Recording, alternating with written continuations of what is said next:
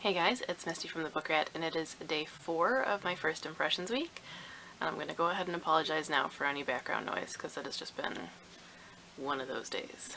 By now you should know the drill, but in case you're just tuning in, all this week I am sharing excerpts and my first initial thoughts on a whole stack of books that are either coming out soon or were just released. I'll leave a link to all of them that have been done so far in the description, but today we're actually going to take a look at 2 books.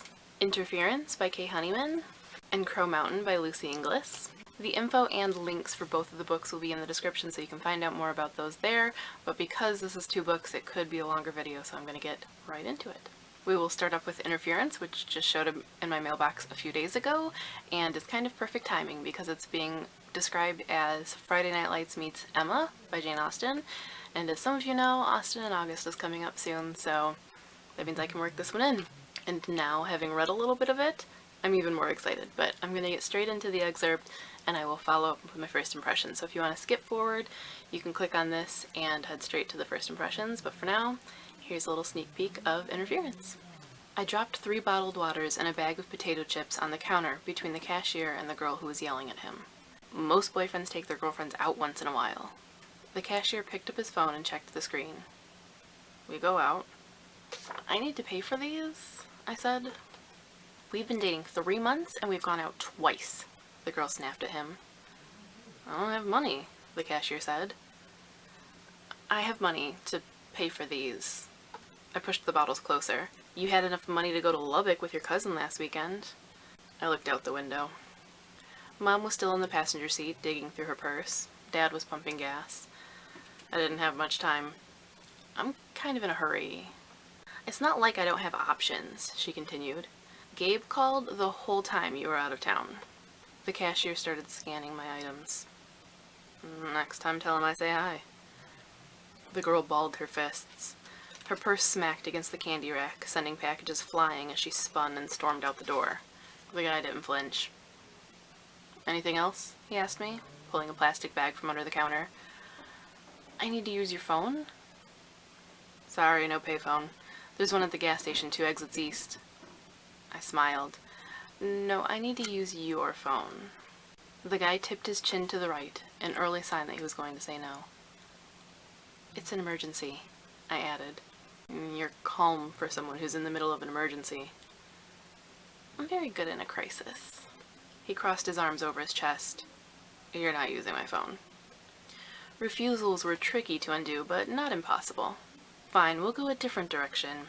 I leaned over the counter and locked my eyes with his.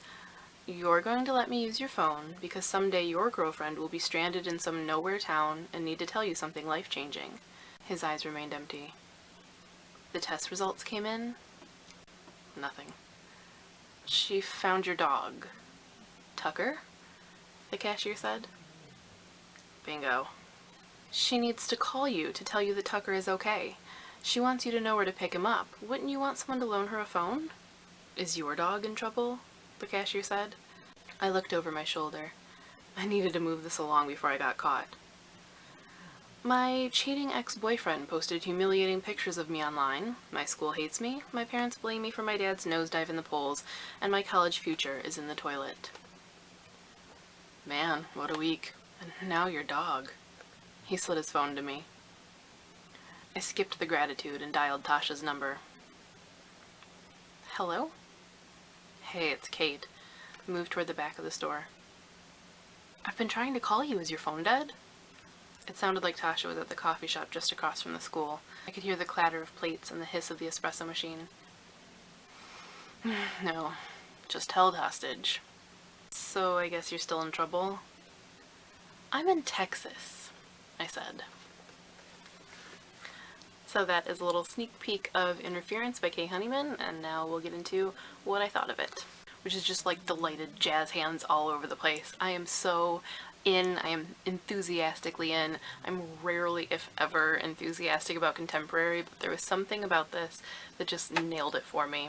The voice and the style just won me over immediately. It was wry and relatable and had this great dry humor that just pulled me right in immediately. And when I was done reading my standard 25 or 30 pages, I didn't want to put it down. I really wanted to just keep going. And if I didn't have a whole other stack of books that I needed to get through for this week, I would have just abandoned what I was reading and went on with it because it was just working for me. There's something really masterful in the way that Honeyman is laying the groundwork for the characters, for the place, for the conflict of past and present and there versus here. And, you can see the clash coming in a lot of ways, and all of that groundwork is laid really solidly and seamlessly, and I'm impressed by that.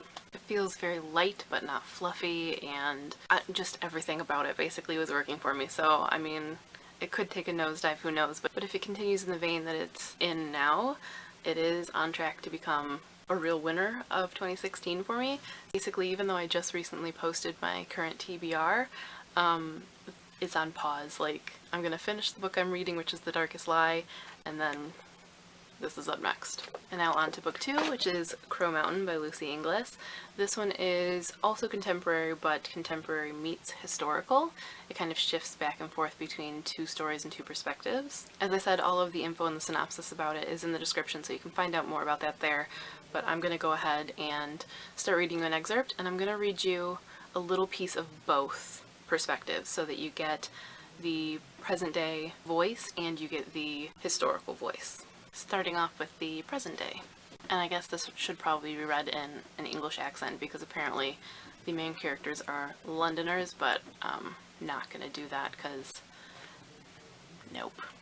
We all know how well it worked out for me when I did the French accent for the Alex Flynn book. So here we go. Hope, the taxi's here, Meredith shouted. Hope rammed the last of her stuff into her black nylon duffel bag. Coming. She clumped down the stairs, lugging her heavy bags, as her mother stood in the hall looking at the clock. He's cutting it fine. We've got hours, Mum, and hours of hanging around in airports for the next day. Do you have everything you need? Where we're going is very remote. Where we go is always very remote. And yes, I have everything, I think. The black cab driver beeped his horn. Meredith threw open the door, letting in London's pale spring sunshine. Then let's go. The driver rolled his window down. Taxi for West? That's us. When they were loaded into the cab, he checked their destination. Heathrow Terminal 5, ladies? Yes, please, Meredith said curtly, clearly annoyed with his familiar tone. As they left the end of their road, he began to make conversation. Going on holiday? No, work. What's your work, then? He asked with the typical bluntness of a London cabbie. I'm an environmental and forest ecosystem scientist specializing in subalpine microclimates. Hope squashed a sigh. Meredith was more than usually on edge when they had to make a flight. Righto, the driver continued undeterred. Where are you working then? Montana, on the edge of the Glacier National Park, for a month. He whistled, pulling into the traffic heading for the North Circular. Had a man from Montana in my cab once. Know what they say about it? No, Meredith said. They call it the last best place. Because of its remarkable ecology? No, because of how it's one of the least populated places in America. You can lose yourself in the wilderness there and never be found. The Unabomber, outlaws, people like that. Go off-grid in Montana and you're never seen again. He glanced at Hope in the rearview mirror. The real Wild West. So that is from the present. Now here's just a little sneak peek from the past so you can get a feel for the voice of that too. Montana, 1867. The camp was a jumble, full of rough men and women, animals, dirt, and noise. I stood aside out of the thoroughfare waiting for the others. The street, the only main street in Helena, was full of clapboard frontages with painted signs. At the edges, plots were still pegged out with string and stakes. Between the buildings, undergarments hung on washing lines and alleyways.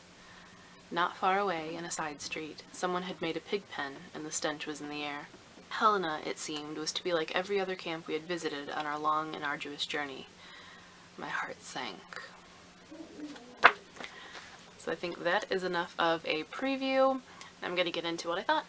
I was a little leery about this one because there's also a little preview on the back, which seemed like the type of thing that would hit all of my no buttons. It seems a little dramatic and insta-lovey and just not my style at all. So going in, I thought it was going to be really just kind of cheesy, I guess. And then when I actually started it, I don't know if you noticed when I read it, but there's a tense shift that's part of the way that I guess she distinguishes it between the two voices. So when you're in the present, it's all third person, Meredith and Hope, not I and me. And then in the past, it's first person, I, but what I didn't read there was there's also a mix of second person, you. The past diary or whatever it may be is addressing a person. So the shifting tenses, especially when I started there was some clunkiness in that third person and some confusion because they're both female. So it was like Hope and Meredith and she, and sometimes I'd have to like stop and say, wait, which she is it talking about? So I went into this thinking this is probably not going to work for me at all, but it kind of found its level and it started kind of making me interested in it. And I actually did find myself in the end of my little preview of the book curious to see where it was going and how these two threads are going to intertwine. I mean, it still very well may go into the sort of cheesy, sappy romance thing, and quite possibly still be pretty insta-lovey, because in both instances, when Hope sees her modern day guy, and when the girl from the past, I don't remember her name, she sees some random guy on the street and has quite a strong reaction too. So, I mean, it still might tick some of those boxes for me that just irritate me, but I found myself much more engaged and wanting to go with it than I was expecting to, and I think in the end I might actually like it. And so when it came and I read this little bit, I was thinking this is probably one I'm just going to go ahead and give away. I didn't really have any interest to read it purely based on that, but now that I have read a bit of it, I'm actually going to hang on to it and I think try to work it in when I have a chance, because I'm curious to see how things turn out, and I'm curious to see if and when and how these two narrative threads come together. So in both cases today, both of these, not normally my thing, but both impressed me much more than I was expecting. This one obviously quite a bit more. Surprising wins across the board. And that's kind of been the theme of the week so far. Pretty happy with how it's shaping up. So that, I'm sure, is plenty long enough, but that is my first impressions and a couple little teasers for you from Interference by Kay Honeyman and Crow Mountain by Lucy Inglis. As I said, all of the info for both is in the description, as well as links to the rest of my First Impressions Week videos and my playlists of other excerpts and first impressions that I've done. And if you're curious about Austen and August, I'll leave a link to that too. Looking forward to chatting with you in the comments about either of these. Stay tuned the rest of this week for the remainders from that bookish pile, but that's all for this video. As always, thanks for watching and happy reading!